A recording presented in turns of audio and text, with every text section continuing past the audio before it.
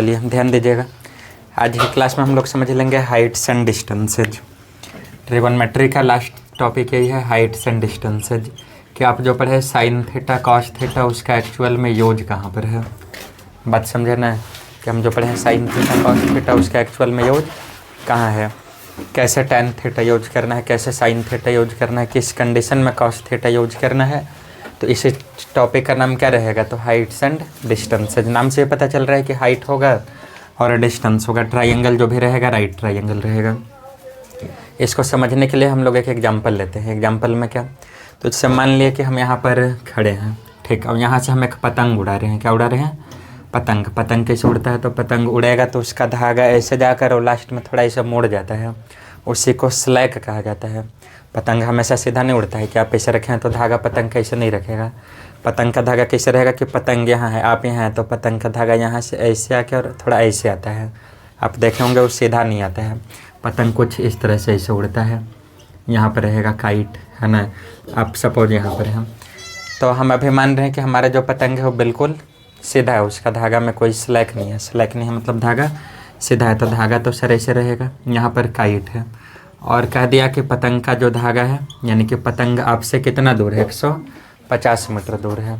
पतंग आपसे कितना दूर है, 150 मीटर। और यहाँ से जो एंगल बन रहा है आपसे, वो 30 डिग्री का एंगल बन रहा है। तो अब आपको पता लगाना है कि पतंग किस हाइट पर है और पतंग का जो फुट होगा ज़मीन पर, है ना, मतलब उसके ठीक सीधे सामने वाला लाइन में, वो आपसे कितना दूर है। तो यहाँ इसी क्वेश्चन का हेल्प होगा। मतलब ये जो कॉन्सेप्ट है यही आपको हेल्प करने जा रहा है कि इस क्वेश्चन को हम सॉल्व कैसे करेंगे। समझना है ध्यान से कि अभी तक आप इसको सॉल्व करना नहीं जानते थे कि एक साइड मालूम है और बाकी दो साइड पता लगाना है। अब तक हम लोग क्या करते थे कि राइट ट्राइंगल होता था, दो साइड पता होता था और तीसरा वाला पता लगाते थे कहाँ से, तो पाइथागोरस थ्योरम का यूज करके। लेकिन अभी हमारे पास कंडीशन ये है कि एक साइड मालूम है ना, और इस एक साइड से बाकी साइड्स फाइंड आउट करना है। तो सर यहाँ हेल्प हमको कौन करेगा, हाइट्स एंड। अभी हम क्वेश्चन नहीं बना रहे, अभी हम समझा रहे हैं कि इसका यूज कहाँ का है, किस टाइप का क्वेश्चन में इसका यूज आएगा। क्वेश्चन क्या देगा कि सर की एक घर है, घर में आमने सामने का दो दीवार है, इसे एक सीढ़ी यहाँ लगा दिए इतना डिग्री के एंगल पर, तो कुछ हाइट पर गया। और जब इधर लगा दिए तो ये 30 डिग्री के एंगल पर गया। और दोनों दीवार का बीच का दूरी आपको मालूम है कि दोनों दीवार का बीच का दूरी 20 मीटर है। और अब आपको पता लगाना है इससे कि सीढ़ी का लंबाई कितना, मतलब सीढ़ी कितना लंबा है। तो इस टाइप का बहुत सारा क्वेश्चन है ना। अभी उसमें से एक दो ही बताए हैं हम। ये आपको सब किससे बनेगा, तो हाइट्स एंड डिस्टेंसेज से, समझे ना। तो अब हम लोग टॉपिक स्टार्ट करते हैं कि हाइट्स एंड डिस्टेंस में 10th क्लास में हम लोगों को क्या समझना है, क्वेश्चन कैसे रहेगा, उसका जो कॉन्सेप्ट है वो क्या होगा। ठीक, भी समझना है कि ये हमारे आसपास का जो चीज़ है उसी से रिलेटेड है, उसी से जुड़ा हुआ टॉपिक है, कोई नया टॉपिक नहीं है। जैसे यहाँ दीवार है हमारे सामने, अब मान लो हम यहाँ से इसे सीढ़ी लगा दी। यहाँ से सीढ़ी हमेशा कैसे लगेगा, दीवार पर तिरछा। कोई भी सीढ़ी हम लोग तिरछा लगाते हैं, है ना। पकड़ने वाला सीढ़ी ऐसे तिरछा लगा दी यहाँ पर। तो जब ये दीवार है सर और सीढ़ी आप ऐसे तिरछा लगा दिए, तो कुछ ना कुछ एंगल तो बनाएगा ना। अब दीवार ज़मीन पर हमेशा सीधा खड़ा रहेगा। दीवार ज़मीन पर कैसे खड़ा रहता है, जितना भी दीवार देखते हैं आप सब सीधा। कौन दीवार आप ऐसे देखे हैं, नहीं है, सारा दीवार सीधा है। तो यहाँ एंगल कितना डिग्री, 90 डिग्री। ये हो गया आपका वॉल, है ना। ये क्या है, तो ये लैडर है। लैडर मतलब सीढ़ी है। हम एक एग्जांपल दे रहे हैं कि इसका यूज हम लोग कहाँ करेंगे, कि इसका यूज हाइट्स एंड डिस्टेंसेज का, कि हमारे डेली लाइफ में इसका कहाँ कहाँ यूज है। इसको नहीं समझिएगा तो फिर आप भी कहिएगा कि जो 10 क्लास में पढ़े थे साइन थीटा कॉस थीटा, उसका तो जीवन में कोई यूज ही नहीं हो पाया। लेकिन जब आप इसको पढ़ लेंगे तो उसके बाद अगर आपको कोई कहते हुए मिला कि साइन थीटा कॉस थीटा बेकार पढ़े थे, आप उसको बैठा के और समझा दीजिएगा कि बेकार नहीं पढ़े थे, तुम पढ़ा ही नहीं था, है ना, हम तो पढ़े थे, कि इसका यूज क्या है। तो ये लैडर है, इसका सीढ़ी का लंबाई है। कोई एक चीज़ मालूम रहेगा, या तो सीढ़ी का लंबाई पता रहेगा, या सीढ़ी दीवार पर कितना ऊपर जाकर फिक्स हो रहा है ये पता रहेगा, या जो लैडर का फुट है वो दीवार से कितना दूर है ये पता रहेगा। खैर ये तो क्वेश्चन आएगा तब करेंगे। अभी हम लोग इसमें कुछ बात समझना है ना, यहाँ कुछ टर्म समझना है। और इस टाइप का क्वेश्चन में हम लोग हाइट्स एंड डिस्टेंस के यूज करने वाले हैं। इसके लिए क्वेश्चन मतलब एक एग्जांपल आपके सामने हम रख दिए हैं, कोई दिक्कत समझने में। और ऐसा बहुत सारे एग्जांपल हो सकता है जहाँ हम किसका यूज करेंगे, हाइट्स एंड डिस्टेंसेज का। तो जब पढ़ाना शुरू करेंगे क्वेश्चन करेंगे तो इस पर 60-70 क्वेश्चन बनाएंगे लगभग, है ना। तो आपको फिर वहाँ से क्लियर हो जाएगा। लेकिन उसको स्टार्ट करने से पहले हमको जो बात जानना है ना, वहाँ कुछ बेसिक टर्म है। अगर आप वो टर्म्स नहीं जानेंगे, है ना, उन टर्म के बारे में नॉलेज नहीं रहेगा, फिर बनाने में दिक्कत होगा। जो सबसे पहला टर्म है सर वो है angle of elevation. First term हमारा क्या है? Angle of elevation. अब होता क्या है कि यहाँ एक टर्म आएगा बार बार, दैट इज कॉल्ड ऑब्जर्वर। क्या कहते हैं उसको? ऑब्जर्वर कहते हैं किसको है? तो जो ऑब्जर्व करेगा उसी को क्या कहेंगे? ऑब्जर्वर। जैसे हम खड़े हैं तो अब हम खड़ा होकर देख रहे हैं, तो जनरली कोई भी आदमी कैसे देखता है कि हम यहाँ खड़े हैं तो ऐसे देख रहे हैं, नॉर्मल हो गया है ना। अगर हमको कुछ ऊंचा चीज़ देखना है तो ऊंचा, अगर सामने उधर देखना है तो ऐसे देखेंगे, नीचा देखना है तो ऐसे देखेंगे। बात समझे? तो एंगल ऑफ एलिवेशन यही है। एंगल ऑफ एलिवेशन का मतलब हुआ कि जो ऑब्जर्वर है वो अपना से ऊपर देख रहा है। एलिवेट का मतलब होता है ऊपर चढ़ना। एलिवेट मतलब आप इसी सेंस में समझिए कि एलिवेशन का मतलब हो गया कैसे? तो असेंड करना, ऊपर की तरफ जाना। तो एंगल ऑफ एलिवेशन मतलब कि ऊपर देखा जा रहा है कि अगर कोई ऑब्जर्वर का यहाँ पर आई है, अब यहाँ जितना भी बात होगा सब आई से होगा आपका, कि सपोज ये आई है, जैसे हम यहाँ तक खड़े हैं तो मेरा आँख यहाँ पर है ना, तो सारा क्वेश्चन यहीं से बनेगा कि हम यहाँ से देखना शुरू कर रहे हैं। समझे बात? हम यहाँ से देखना शुरू कर रहे हैं, तो ये मेरा आई है, यहाँ से हम देख रहे हैं। तो अगर यहाँ से हम नॉर्मल देख रहे हैं तब तो कोई बात नहीं है नहीं, नॉर्मल हो गया। इसको हॉरिजॉन्टल कहा जाएगा। इससे कोई भी लाइन खींचा जाएगा बेस के पैरेलल तो क्या कहलाएगा? हॉरिजॉन्टल। और ये वाला लाइन क्या कहलाएगा? वर्टिकल। इतना आप जानते हैं। तो अगर एक लाइन यहाँ है और फिर यहाँ भी लाइन खींचेंगे तो ये हॉरिजॉन्टल के पैरेलल लाइन है, ये भी हॉरिजॉन्टल ही होगा। लेकिन हम लोग समझ रहे हैं कि एंगल ऑफ एलिवेशन क्या है। एंगल ऑफ एलिवेशन, तो एंगल ऑफ एलिवेशन का मतलब है कि ये जहाँ खड़ा है सर, यहाँ से और ऊपर देख रहा है। और कहाँ देख रहा है? अब हम यहाँ खड़े हैं, यहाँ से सब बराबर देख रहे हैं, मतलब सेम हाइट में देख रहे हैं, ऊपर देख रहे हैं, तो यहाँ से एंगल बदला। बात समझना है कि पहले जो हम ऐसे देख रहे थे अब ये ऐसे हो गया, यहाँ से एंगल बदल गया। तो एंगल बदल गया तो अब तो हम लोग ऐसे ना देख रहे हैं, यहाँ का कोई ऑब्जेक्ट देख रहे हैं। तो यहाँ पर जो एंगल बना, इस एंगल का नाम क्या होगा? थीटा। इस एंगल का नाम क्या होगा? और इस वाले लाइन को कहा जाता है लाइन ऑफ साइट।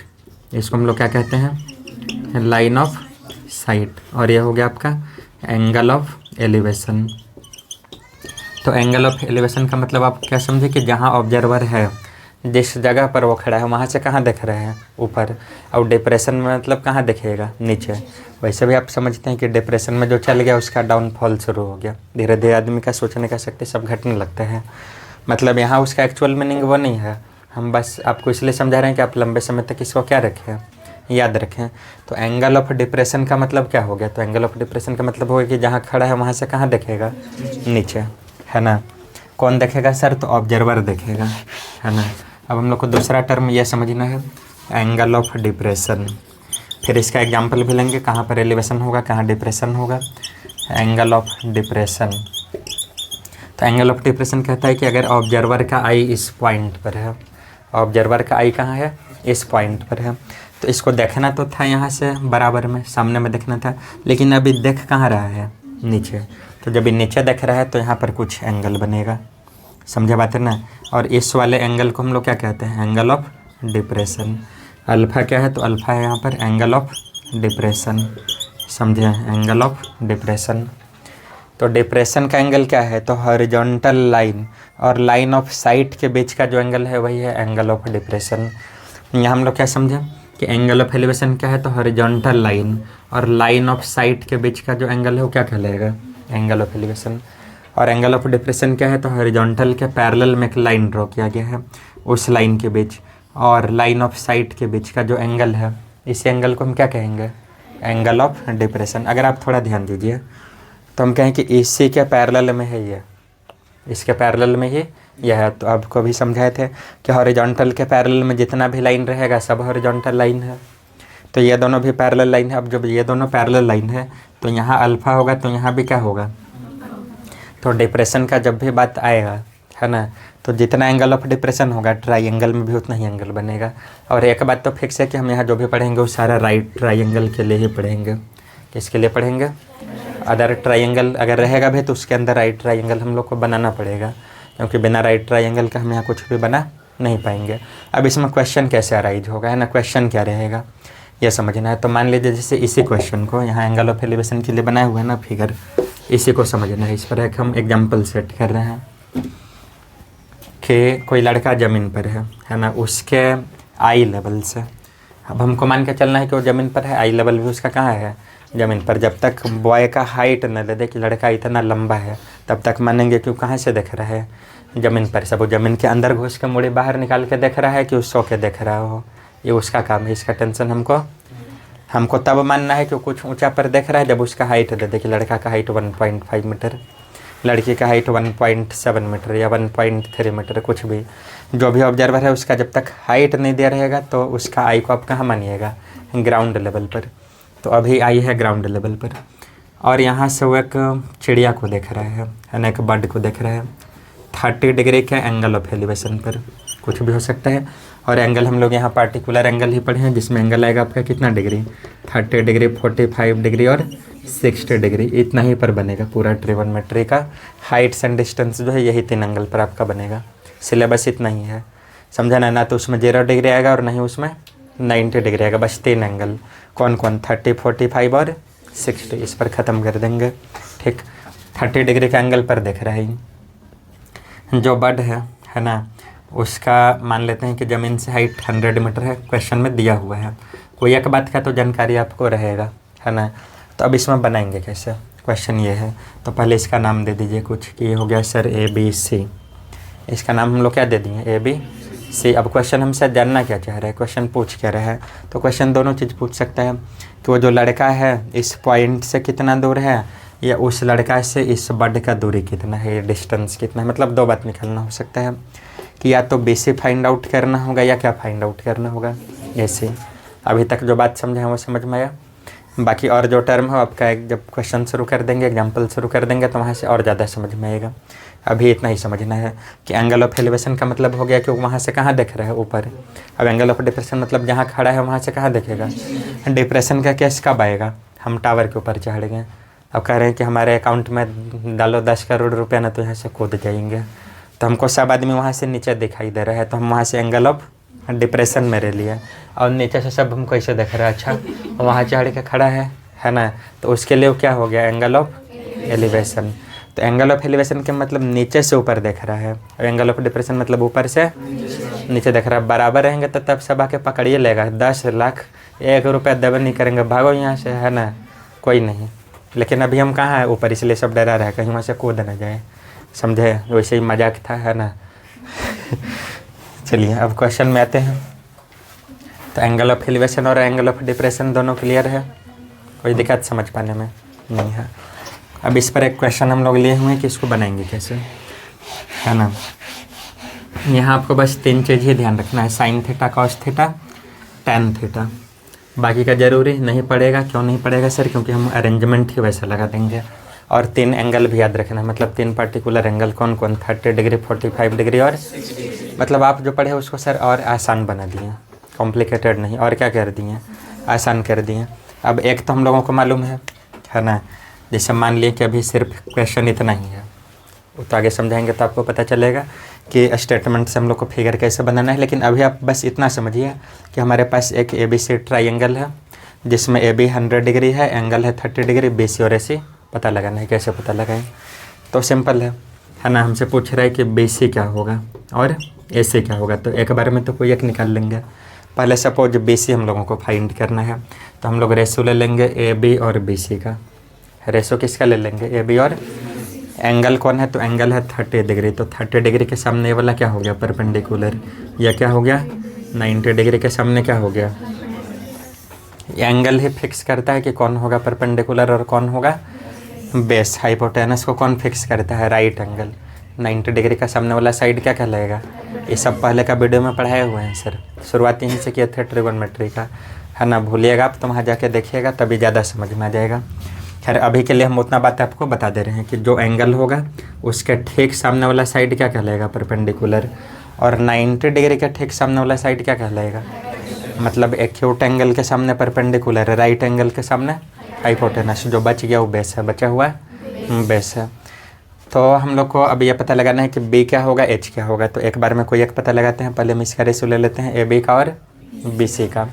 तो अगर हम लोग AB बाई BC लेते हैं, तो आप बताइए तो AB बाई BC आखिर है क्या।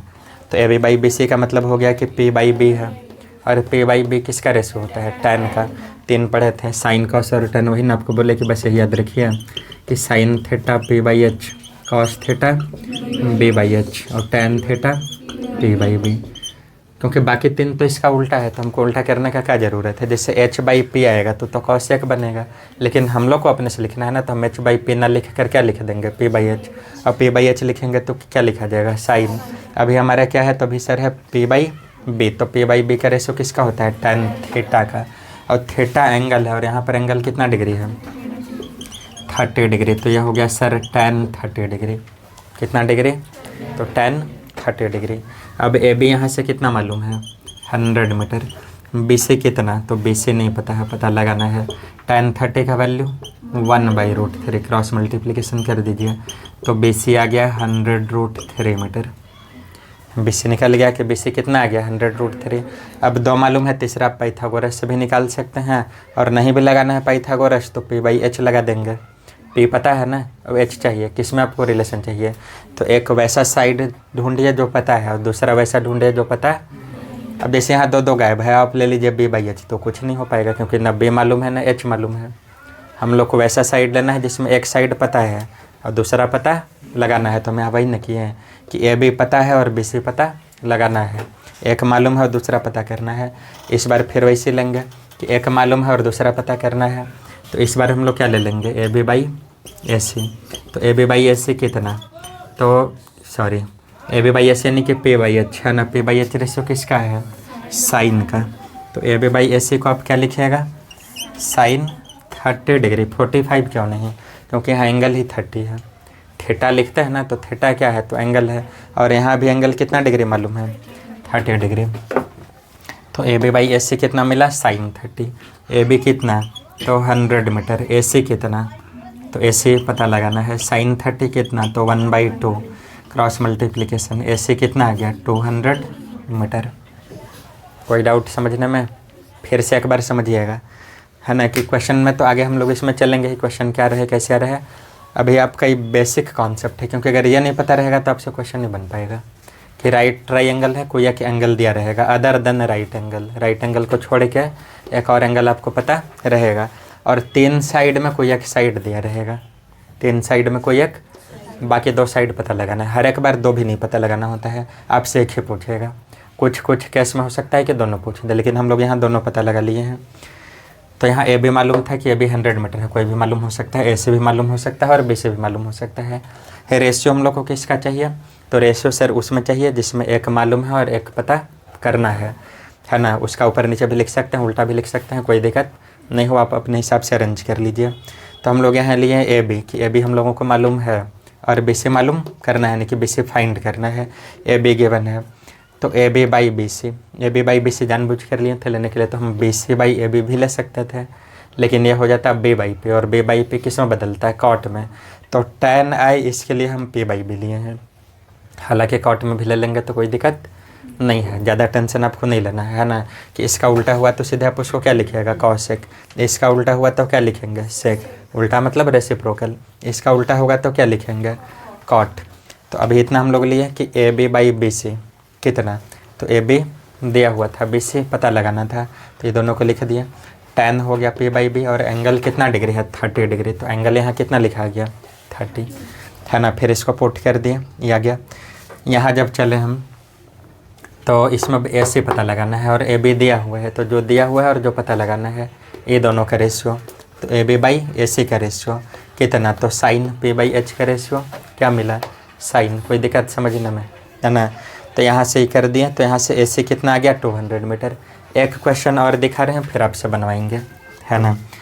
इस बार मान लिया कि फिगर कुछ ऐसा ही है, एंगल को बस बदल देते हैं, या चलिए पूरा ही इरेज करके फिर से बनाते हैं। ठीक, बाकी आपका बेसिक फार्मूला जो है ट्रिगोनोमेट्री का वो याद रहना चाहिए है ना। कॉन्सेप्ट मालूम होना चाहिए, पहचानने आना चाहिए कि परपेंडिकुलर कौन है, बेस कौन है, हाइपोटेनस कौन है। परपेंडिकुलर और बेस कैसे पहचानेंगे सर, तो एक्यूट एंगल के सामने वाला। परपेंडिकुलर और बेस कैसे पहचानेंगे, तो जो एक्यूट एंगल के सामने है उससे पहचानेंगे। अब मान लीजिए कि ये साइड 100 मीटर गिवन है, नाम दे दिए कुछ इसका ए बी सी, और ये वाला एंगल कितना है 45 डिग्री का। हम लोग को बाकी दोनों पता लगाना है कि ए बी क्या होगा और बी सी क्या होगा। तो पाइथागोरस से तो ये बनेगा नहीं, क्योंकि पाइथागोरस लगाने के लिए दोनों साइड में हम लोग को रिलेशन चाहिए, कुछ ना कुछ चाहिए। खैर इस केस में बन जाएगा कि यहाँ 45 है, यहाँ 45 है, तो ये दोनों बराबर है, x मान के बना सकते हैं। लेकिन अगर इसको हम 45 हटा कर यहाँ क्या रख दिए 60, 45 हटा कर यहाँ पर क्या रख दिए 60 डिग्री। तो जब हम 60 डिग्री अगर पुट कर लेते हैं तो अब तो कुछ रिलेशन नहीं है ना, कि ये 60 तो यहाँ एंगल क्या आ गया 30, यानी कि साइड दोनों सेम नहीं है। तो इसमें हम लोग कैसे पता लगाएं कि ए बी क्या होगा बी सी क्या होगा। तो 60 डिग्री का एंगल है, तो एंगल के ठीक सामने वाला साइड क्या कहलाएगा परपेंडिकुलर, राइट एंगल के ठीक सामने वाला साइड। अब एक बचा हुआ क्या होता है बेस, है ना। आपको पता लगाना है कि ए बी क्या होगा और बी सी क्या होगा। रेशो ले लेंगे, ए बी हम लोग को पता लगाना है और ए सी दिया हुआ है। आप इसका भी रेशो ले सकते हैं कि ए सी दिया हुआ है और ए बी पता लगाना है, दोनों सही है। समझे बात ना, कि आपके पास दो ऑप्शन है। हम क्या बोले कि जो दिया हुआ है और जो पता लगाना है, जो गिवन है और जो फाइंड करना है, उसका रेशो चाहिए हमको। तो पहले तो कोई दो में चल लेंगे, ठीक। ये दोनों को नहीं ले सकते हैं, क्यों? क्योंकि दोनों में से कोई नहीं दिया है। हम क्या बोले कि हमको चाहिए एक दिया हुआ और एक जिसको पता लगाना है। तो दिया हुआ ए सी है और पता कौन लगाना है ए बी, ठीक। तो हम लोग ए बी बाई ए सी ले सकते हैं या ए सी बाई ए बी ले सकते हैं। हम दोनों से बनाएंगे और दोनों से दिखाएंगे कि सेम आएगा। अगर आप ए बी बाई ए सी लेते हैं तो A B by A C A B by A C यानी कि पी बाई एच। तो पी बाई एच रेशियो किसका आता है साइन का, तो वैल्यू मिलेगा sine 60 degree. P by H होता है साइन थीटा, और थीटा यहाँ कितना दिखाई दे रहा है, यही वाला एंगल ना, थीटा है 60 डिग्री। अगर हम ए सी बाई इतना ले लें तो एच बाई पी किसका रेशियो होता है कॉसेक का, तो ये हो जाएगा आपका कॉसेक 60 डिग्री। अब वैल्यू पुट करिए, ए बी मालूम है नहीं सर, फाइंड आउट करना है। ए सी मालूम है तो हाँ मालूम है 100 मीटर, साइन 60 कितना तो √3/2। तो ये 100 उस साइड जाकर क्या हो गया मल्टीप्लाई, तो A B is equal to √3/2 into 100 metre, 2 से 50 टाइम्स। तो ए बी कितना आ गया 50√3 मीटर। कोई दिक्कत समझ पाने में नहीं ना, इधर चलिए। ए सी बाई ए बी, तो ए सी मालूम है 100 मीटर, ए बी पता लगाना है कॉसेक 60 साइन 60 का रेसिप्रोकल 2/√3। अब यहाँ से आप क्या करेंगे कि ए बी को उस साइड भेज दीजिए और 2 को इधर और √3 इधर। तो 100 metre into √3/2 is equal to, A B दोनों एक ही बात है। आप यहाँ से चाहें तो इसका इन्वर्टेंडो भी ले सकते हैं कि दोनों साइड रेसिप्रोकल कर दिए तो दोनों इक्वल आएगा, वहाँ से फिर यही आ जाएगा, है ना। 2 से कितना टाइम्स 50 टाइम्स, तो ए बी कितना आ गया सर 50√3 मीटर। तो दोनों जगह से हमारे है ना। अब आपको डिसाइड करना है कि आपको साइन लेकर चलना है कि कॉसेक लेकर चलना है, कॉस लगाना है कि सेक लगाना है ना। टैन यूज करना है कि कॉट यूज करना है, डिपेंड्स अपॉन यू, आप क्या चूज करते हैं। उसके बाद हम लोगों को क्या पता लगाना है बी सी, कि बी सी कितना आएगा। तो बी सी के लिए फिर वही बात कि बी सी बाई ए सी का रेशियो ले लें या ए सी बाई बी सी का। तो ठीक है, अगर हम यहाँ लिख देते हैं कि बी सी बाई ए सी, है ना। तो बी सी हम लोग क्या डिसाइड किए हैं, बी सी है क्या बेस। सबसे पहले आपको क्वेश्चन में यह डिसाइड करना है कि कौन सा बेस है, कौन सा परपेंडिकुलर है और कौन सा हाइपोटेनस है। तो बी सी बेस हो गया, ए सी क्या है हाइपोटेनस। तो बेस बाई हाइपोटेनस किसका रेशो होता है कॉस का, और कॉस में एंगल कितना डिग्री 60 डिग्री, है ना। तो बी सी नहीं मालूम है, ए सी 100 मीटर, कॉस 60 1/2, 2 से 50 टाइम्स, बी सी कितना आ गया 50 मीटर। तो बाकी साइड पता लगा लिए हम लोग, है ना। अब यहाँ तक आप नोट करिए, फिर इसका क्वेश्चन लेते हैं कि क्वेश्चन इसमें किस टाइप का आएगा। चलिए ध्यान दीजिएगा, एक क्वेश्चन है सामने, अभी हम लोग इसका कॉन्सेप्ट समझ लिया, है ना, कि हाइट्स एंड डिस्टेंस का कहाँ कहाँ यूज है। उसी पर एक क्वेश्चन है, हाँ। इसको बनाएंगे कैसे, कह रहा है कि एक टावर इज 100√3 मीटर है। एक टावर 100√3 मीटर ऊंचा है, टावर ऊंचा है। तो अगर ये ज़मीन है तो ज़मीन पर टावर सीधा खड़ा रहेगा। तो जैसे क्वेश्चन का है बस आप उसको बनाते जाइए, खूब होगा तो 1-2 बार फिगर गलत होगा, इससे ज़्यादा क्या हो सकता है ना। स्टूडेंट से क्वेश्चन नहीं बनने का मैंने रीज़न वही है कि आप डर जाते हैं पहले ही, गलती हो जाएगा, होगा तो होगा, फिर सुधारेंगे फिर बनाएंगे, है ना। कह रहा है कि टावर कितना हाई है, तो 100√3 मीटर। तो यह हो गया आपका टावर, है ना। कितना हाई, तो 100√3 मीटर टावर है। टावर कहाँ रहेगा सर ज़मीन पर, टावर कहाँ रहेगा पता है सबको ज़मीन पर, लेकिन जब फिगर बनाने का बारी आ जाएगा ना तो फिर भुला जाते हैं कि ज़मीन पर रहेगा कि पानी में बना देना है। मालूम है सबको कि टावर कहाँ रहेगा ज़मीन पर रहेगा, लेकिन फिगर बनाते समय आप बना नहीं पाते हैं। तो ज़मीन पर ये टावर हो गया और ये ज़मीन हो गया, ग्राउंड हो गया। ग्राउंड हमेशा कैसा रहेगा, तो हॉरिजॉन्टल के पैरेलल, हॉरिजॉन्टल लेवल पर ही ग्राउंड होगा ना, तो ये ग्राउंड हो गया। अब आगे क्वेश्चन क्या कह रहा है कि find the angle of elevation if its top from a point 100 metre away from its foot. Find the angle of elevation, if नहीं है, यहाँ ऑफ है ना, क्वेश्चन में मिस्टेक है, grammatical error. Find the angle of elevation of its top from a point 100 metres away from it foot. कह रहा है कि टावर के फुट से, तो फुट कहाँ रहेगा, ग्राउंड पर नीचे, सबसे नीचे वाला पॉइंट फुट कहलाएगा। तो इस फुट से 100 मीटर का दूरी पर एक पॉइंट है ना, 100 मीटर का दूरी पर क्या है, तो ये वाला पॉइंट हम लोग इधर भी बना सकते थे या इधर भी बना सकते थे, क्योंकि पॉइंट तो दोनों साइड में कोई भी साइड हो सकता है, इधर भी हो सकता है उधर भी हो सकता है, उससे कोई फ़र्क नहीं पड़ता है ना। तो ये हो गया आपका 100 मीटर, ये हो गया 100√3 मीटर। अब क्वेश्चन क्या कह रहा है कि find the angle of elevation. तो एंगल ऑफ एलिवेशन इसमें बनेगा कौन, तो एंगल ऑफ एलिवेशन तो ये वाला होगा थीटा। एंगल ऑफ एलिवेशन कहाँ बनेगा, यहाँ पर एलिवेशन का मतलब क्या समझाए थे कि नीचे से कहाँ देखा जा रहा है, ऊपर, तो नीचे से तो एक ही जगह है, यहाँ से तो खड़ा होकर कोई देखेगा नहीं। यहाँ पर एंगल कितना डिग्री का, 90 डिग्री का एंगल, यहाँ कितना डिग्री, 90 डिग्री। हम लोग को ये थीटा पता लगाना है, नाम दे दीजिए इसका ABC। अब ABC हम अपने से लिखे हैं, ABC हम लोग क्या किए हैं, खुद से लिखे हैं, तो उसका भी यहाँ जानकारी देना होगा। लिखेंगे सॉल्यूशन करते समय कि let AB be the tower, AB be the tower. AB को हम क्या मान लिए, तो AB हम मान लिए कि टावर है, AB हमारा क्या है, टावर है। और C ज़मीन पर का वो पॉइंट है जो इसके फुट से कितना दूर है, 100 मीटर दूर है। तो and C be the point on the ground. ये हर एक क्वेश्चन में लिखना है सर, क्योंकि हम लोग चलेंगे सीधा ट्राइंगल ABC में, तो यहाँ तो नहीं लिखा हुआ था कि ट्राइंगल ABC है, कहीं यहाँ कहीं दिखाई दे रहा है ABC ट्राइंगल नहीं है, तो फिर हम कहाँ से लाएँ।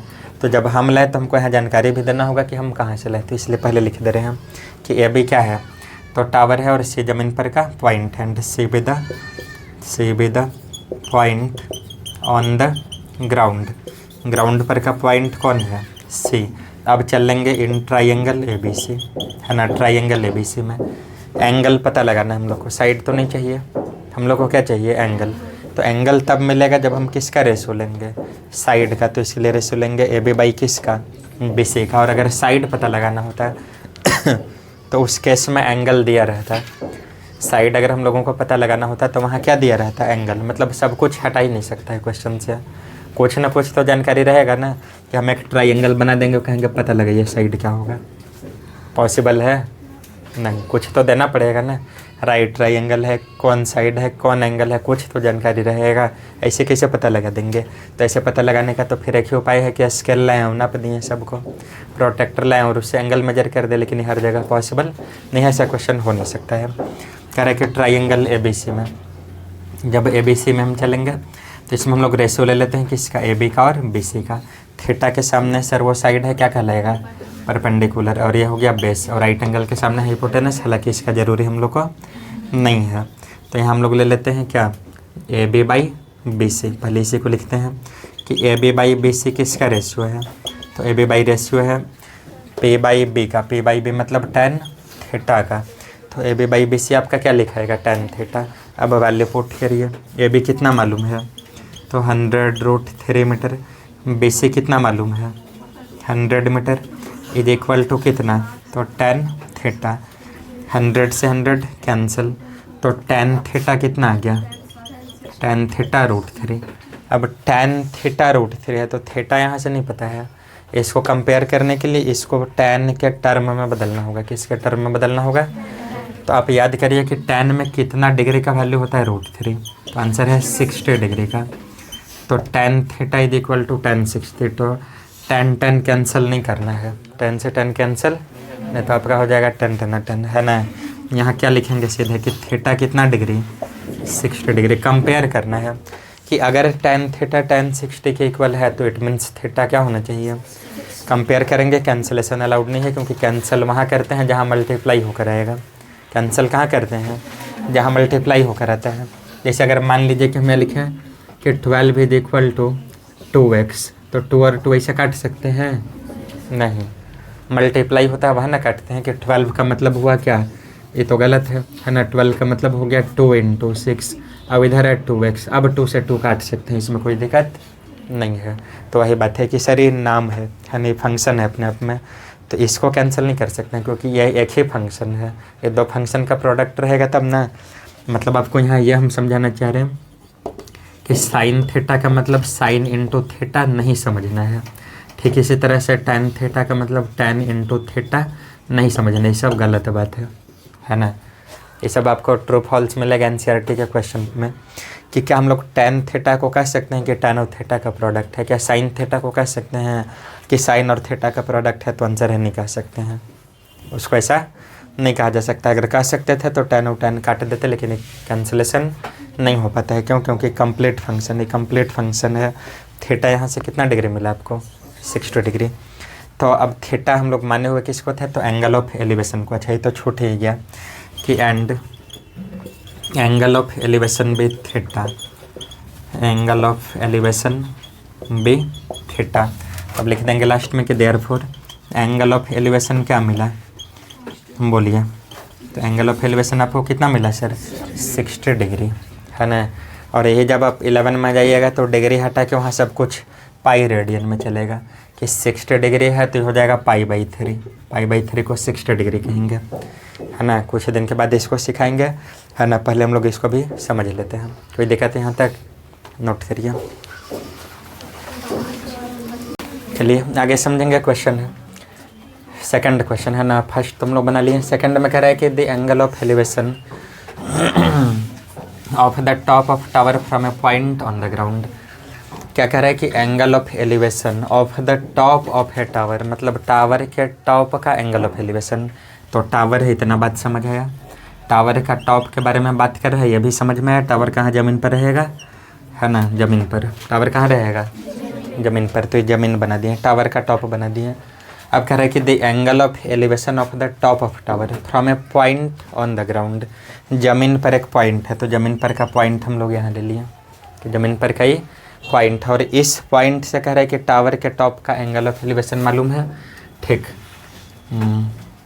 The angle of elevation from, ठीक है, the angle of elevation of the top of tower from a point on the ground which is 30 metre away from the foot of tower. यह जो पॉइंट है टावर के foot से कितना दूर है? 30 मीटर। ये जानकारी मालूम है ना। कि यह जो पॉइंट है वो टावर के फुट से कितना दूर है। ये पॉइंट जो रहेगा ना, जहाँ से एंगल ऑफ एलिवेशन रहेगा, वो टावर का फुट हो ही नहीं सकता है। जिस पॉइंट से एंगल ऑफ एलिवेशन होगा वो टावर का फुट नहीं हो सकता, उससे कुछ दूर रहेगा। 1 मीटर हो, 2 मीटर हो, 10 मीटर हो, 1 किलोमीटर हो, 1500 किलोमीटर हो, लेकिन वो दूर रहेगा, उसमें डिस्टेंस कुछ ना कुछ रहेगा। तो ये डिस्टेंस मालूम है, कितना मालूम है? 30 मीटर। अब कह रहा है कि इस पॉइंट से एंगल ऑफ एलिवेशन मालूम है ना। और ये एंगल ऑफ एलिवेशन कितना डिग्री है? 30 डिग्री। नाम दे दिए ABC। लिख देंगे कि let AB be the tower and C be the point on the ground, जैसे अभी पहले वाला क्वेश्चन में किए थे। उसके बाद चलेंगे ट्राइंगल ABC में हाइट पूछ रहा है, मतलब हम लोगों को किसका जानकारी चाहिए? AB का। ठीक है, तो सॉल्यूशन करते समय लिख देंगे कि let AB be the tower, AB क्या है? टावर है, and C be the point on the ground. C क्या है? तो C है ज़मीन पर का पॉइंट। यहाँ तक समझने में कोई दिक्कत? एंगल ऑफ एलिवेशन दिया हुआ है तो इसको मानने का ज़रूरी नहीं है। अब चलेंगे ट्राइंगल ABC में। तो इन ट्राइंगल ABC रेशो लेंगे AB/BC का। क्यों? क्योंकि AB पता लगाना है और BC दिया हुआ है। AB फाइंड करना है और BC, उस समय से तो हम लोग वही काम कर रहे हैं कि जब भी एंगल ऑफ एलिवेशन दिया हुआ है तो अगर कोई साइड पता लगाना है तो जो साइड पता लगाना है और जो साइड दिया हुआ है, ये दोनों का रेशो हम लोगों को चाहिए। अब वो हमारे ऊपर है कि हम AB/BC रखें कि BC/AB रखें, कोई दिक्कत नहीं है। अभी एंगल यहाँ पर है तो एंगल के सामने परपेंडिकुलर, और ये क्या हो गया? बेस। राइट एंगल इसके सामने हाइपोटेनस। राइट एंगल फिक्स है क्योंकि टावर दीवार जो भी रहेगा ज़मीन पर 90 डिग्री का एंगल बना के सीधा ही खड़ा रहेगा। तो P/B का रेशियो यानी कि कितना? 10, और एंगल कितना डिग्री? 30। AB पता लगाना है तो AB को AB रहने दिए, है ना। BC मालूम है, BC कितना मालूम है? 30 मीटर। 10 30 तो 1/√3। तो AB कितना आ गया? तो 30 मीटर बाई √3। रेशनलाइज कर लेंगे। AB is equal to 30 metre by √3 into √3 और बाई रूट थ्री आएगा, 10 times cancel, A B is equal to 10 √3 metre.